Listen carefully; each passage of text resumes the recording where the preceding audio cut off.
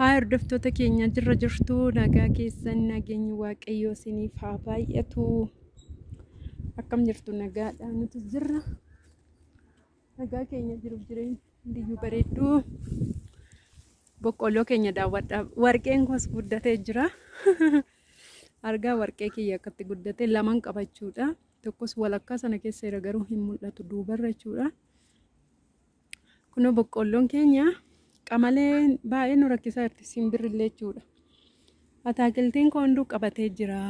Kunillee kun isa marga fakkaatu isatti dhaadhaa hojjetan kun sigaa mata bashaash ciraakkota. Warqeen kiyya immoo lamaan dhaabeeyyuu lachanuu gurguddatee jira. Tokko walakkaa sana jira mul'atu boqqolloodhaaf. Kunoo boqqolloon keenya haala kanaan naqatee jechuudha laala. Haala kanaan naqatee jira. Kun akkuma argitan distii keessattis guureen jira jechuudha. Kunoo daawwadhaa. Kunoo argitanii simbira fixe jechuudha caafiisa. Inni amma affeeluu fannida jechuudha. Ibsaan nu rakkisaa jirti baay'ee tokko ibsaan nu rakkisaa jirti. Sammuna kana ganama hoo badde kunoo galgala dhufti. Inni akkuma argitan kunoo abaaboo kollee haala kanaan jiru. Sheensina duree kootii kana uffata miicoo jamareen zafazafee dhise. Uffata rabbirraa miicee tananidha jechuudha. Inna kun haala kanaani. Inna boqqolloo affeeluu fannida. Ibsaan hin jirtu jechuudha. Kunoo boqqolloon keenya garuu lammiin kana hundumaa irraa guurinaan jedhe. Lasaan xixiqqoo kanarraa guurinaan jedhe. Ani garuu amma distii kanarra guddatu siin qabu waan ta'eef waan lafarratti bidditti qabatu irraa guuraa hin jiru jechuudha. Yeroo biraa irraa guuraa. Inni kunoo garuu baay'ee hin naqanne. Baay'ee naqanne. Kunoo distii keessatti naqeen jira guutee jira jechuudha. Abaaboo kosaan kana laala mana jalaan naqadhee adurree rabbirraan bu'aa jira. Kunoo argitanii kasala irratti hojjechaa jira jechuudha laala. Kasala irratti shiroo hojjechuufanidha. Shunkurtii irra kaa'een jira. Kun immoo qodaa kasalaati. Rabbirraan kun achi jedha. Argitanii rabbirraan qullaa isaati waaqa. Qullaa isaa jira jechuudha. Rabbirraan hunduudha gadi mudhii gadi qullaa jira.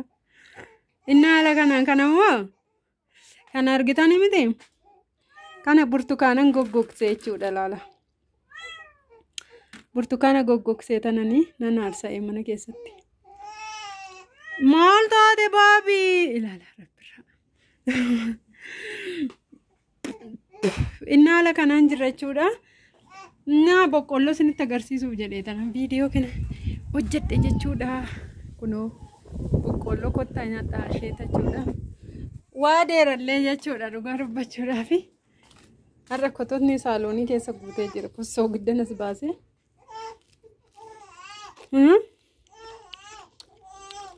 Kun waaddiidha simbira fixaasi.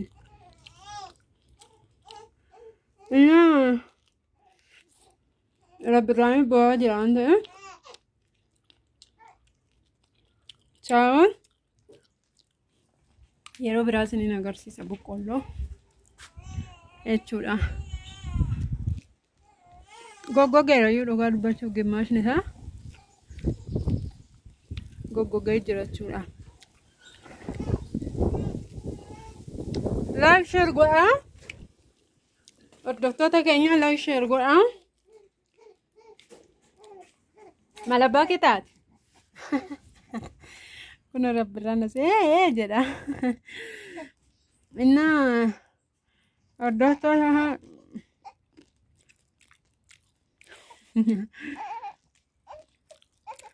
innan kanan siniin jedha rabbirraan fincaan isaa darba'ee madaabaraa jalaa fi koora isaanii.